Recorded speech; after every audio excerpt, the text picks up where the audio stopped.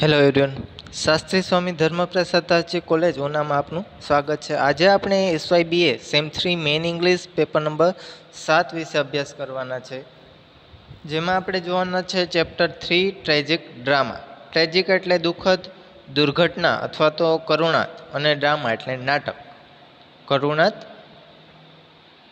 નાટક। Short note છે।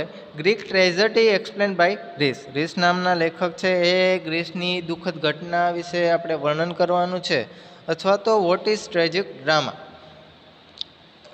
કરુણાત નાટક અથવા તો દુઃખદ નાટક શું છે। Define and discuss in detail, તેના વિશે વિસ્તારથી ચર્ચા કરવાની છે। Tragedy generally means an event causing great suffering.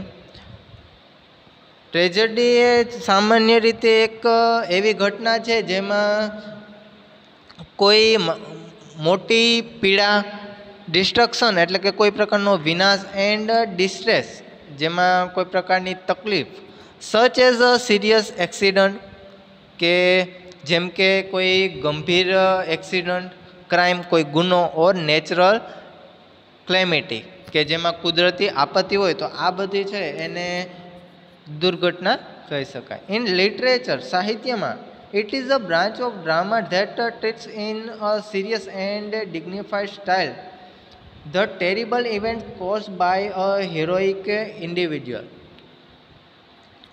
સાહિત્યમાં આ એક નાટકની શાખા છે, જેમાં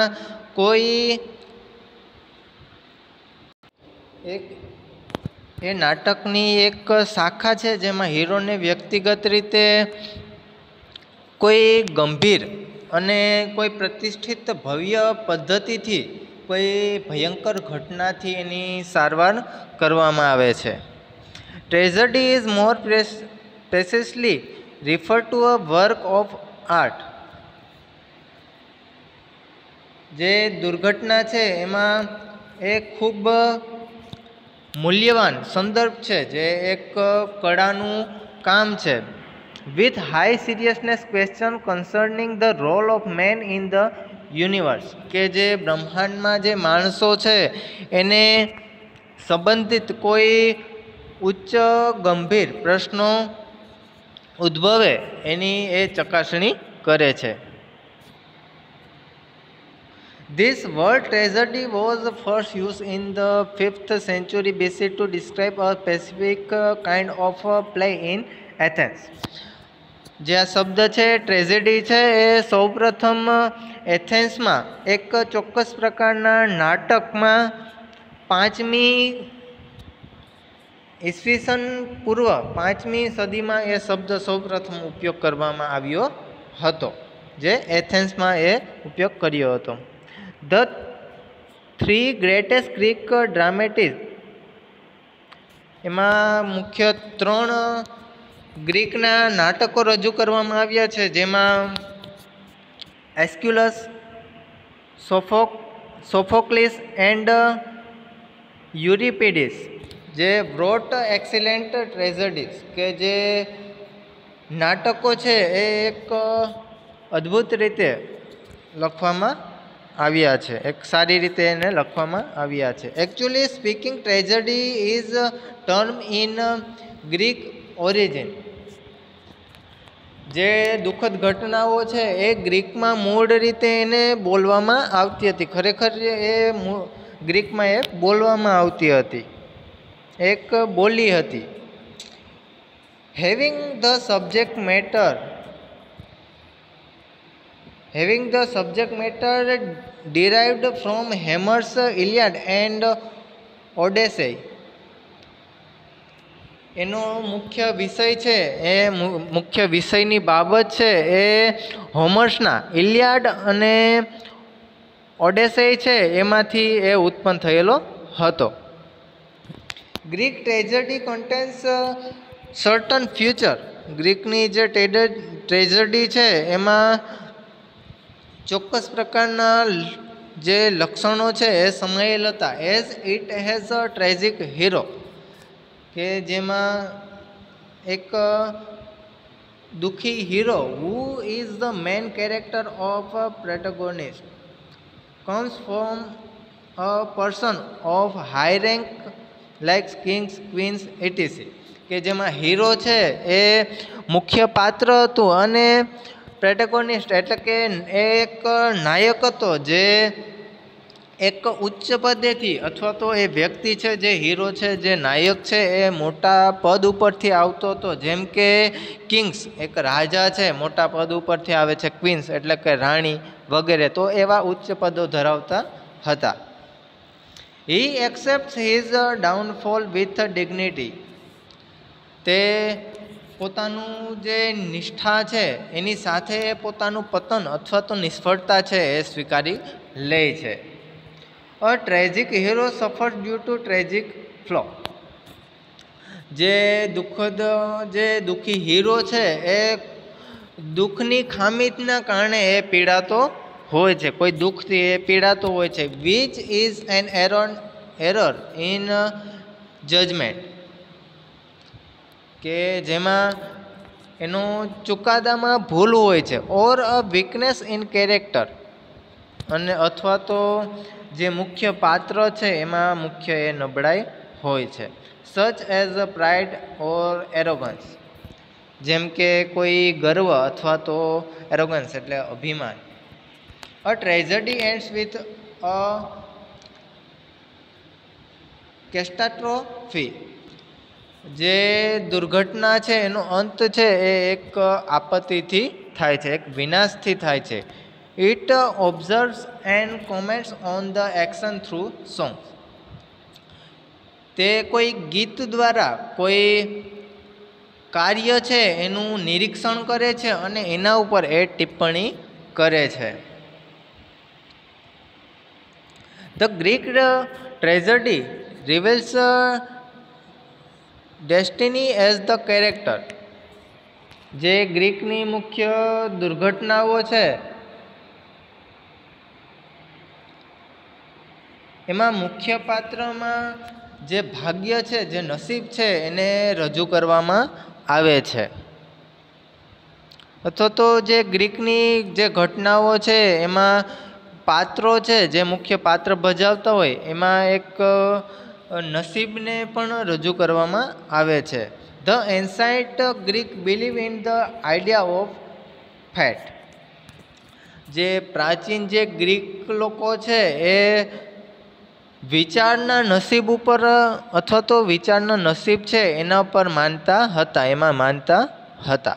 Greek believe that no one could escape their fate, not even the gods themselves.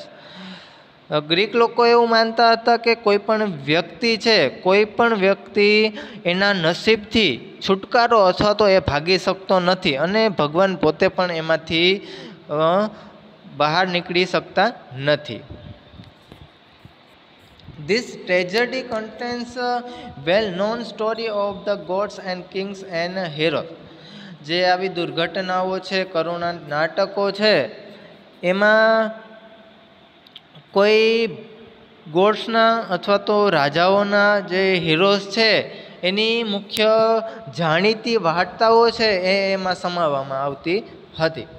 It has a strong religious element, તેમાં એક મજબૂત ધાર્મિક તત્વ હતું.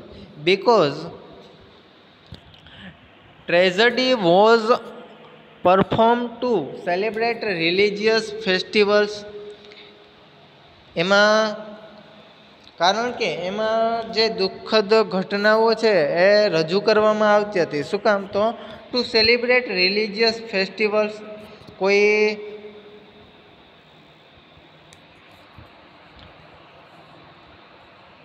Perform to celebrate religious festivals, તેના જે ધાર્મિક તહેવારો છે એને ઉજવવા માટે એ રજૂ કરવામાં આવતી હતી.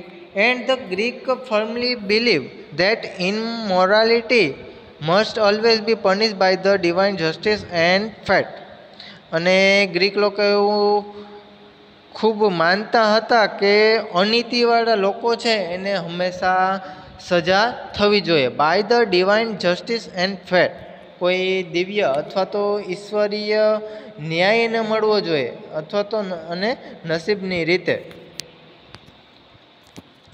The subject of tragedy was terrible.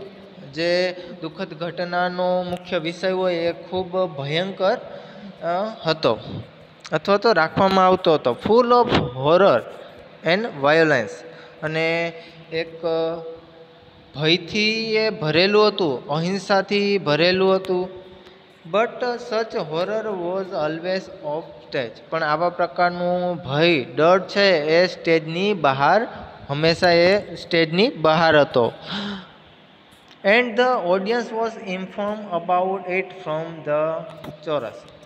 અને એ બધી વસ્તુ છે, જે બાબત છે એ સમૂહ ગીત દ્વારા જે ઓડિયન્સ છે, જે પ્રેક્ષકો છે એને એ રજૂ કરવામાં આવતી હતી,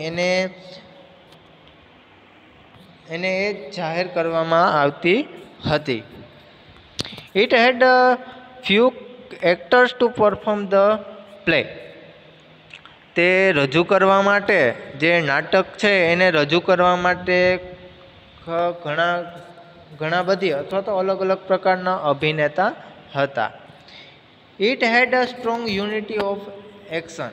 તેમાં એક કાર્ય કરવા માટેની એક મજબૂત એકતા હતી. Which means it had one story only. એનો મતલબ એમ કે તેમાં એક મુખ્ય વાર્તા હતી. There is no mixture of tragedy with comedy. તેમાં ટ્રેજડી અને કોમેડીનું મિશ્રણ કરવામાં આવતું ન હતું. ઇન શોર્ટ, ટૂંકમાં કહીએ તો tragedy is a kind of a drama. Tragedy છે, જે કરુણા જે છે, દુઃખદ ઘટનાઓ છે, એ નાટકનું જ એક પ્રકાર છે એવું કહી શકાય. That present a serious subject matter. કે જેમાં એક ગંભીર બાબત છે એનો વિષય તરીકે એને રજૂ કરવામાં આવતી હતી. About human suffering. એક માણસ કોઈ રીતે પીડાય છે એ વસ્તુ એમાં રજૂ કરવામાં આવતી હતી. And corresponding terrible events. અને કોઈ ભયંકર બાબતોને મળતી આવતી એને અનુરૂપ કોઈ બાબત છે એ એમાં રજૂ કરવામાં આવતી હતી. In a ડિગ્નિફાઈડ manner. એક પ્રતિષ્ઠિત રીતે એને રજૂ કરવામાં આવતી હતી. Thank you friends.